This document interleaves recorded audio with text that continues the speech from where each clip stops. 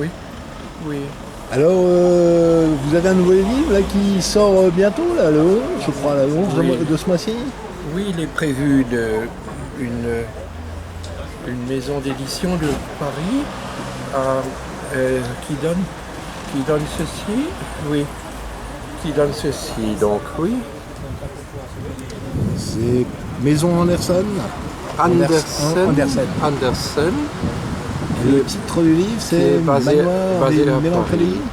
Manoir des Mélancolies. Ce sont des textes de 03, il y a déjà quelques années, des proses poétiques, des notations, des Qui vous confidences. sont arrivés comment Enfin, je veux dire, Au fil de l'écriture, un peu comme Vous avez écrit au café à la maison chez vous? Non, beaucoup à l'extérieur, beaucoup dans les cafés. Un peu comme le promeneur, les rêveries d'un promeneur. Ça se rapproche plus du journal ou plus de la poésie? Ni l'un ni l'autre, c'est plutôt la prose poétique.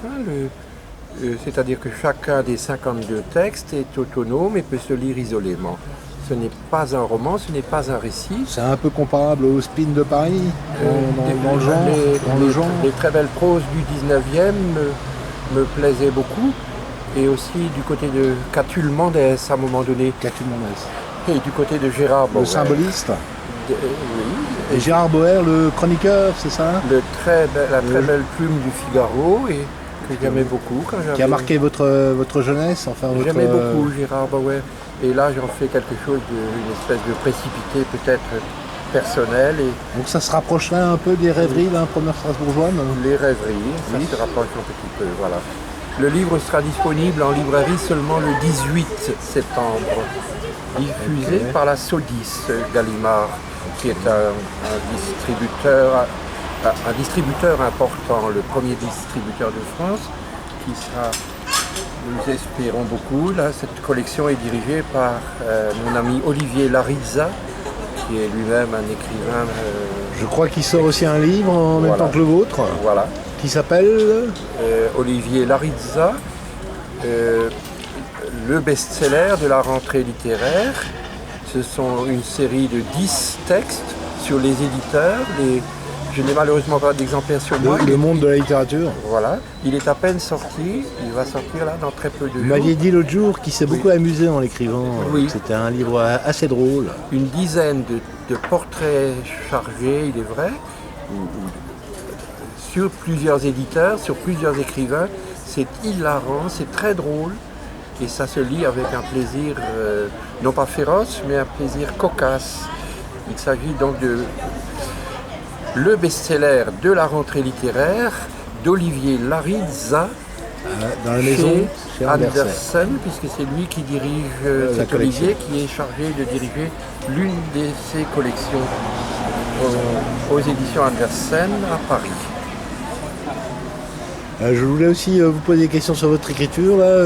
Je voulais savoir, là, pour votre écriture, là, vous la sentez toujours en mutation? Je veux dire, mais là c'est une question plus vague. Hein, Que veut dire mutation? Oui, c'est un... Je veux dire, parce que au fur et à mesure de nos conversations, et puis vous sentez toujours qu'elle mue, par exemple comme dans les décorateurs de l'agonie. Oui, c'est une matière en mouvement, c'est certain, qui donne un plaisir énorme à l'écrire. Encore cette nuit, je ne sais pas si j'avais bu un café de trop, mais à 2h30 du matin, je me réveille dans mon lit et j'étais lucide comme une jeune fille ou comme un ver luisant, si vous voulez. Et alors, il m'est venu 4 vers et je me dis, est-ce que je vais me lever pour faire ces 4 vers, pour écrire ces 4 vers? Oh, je me lèverai demain matin et je rattraperai ça demain matin.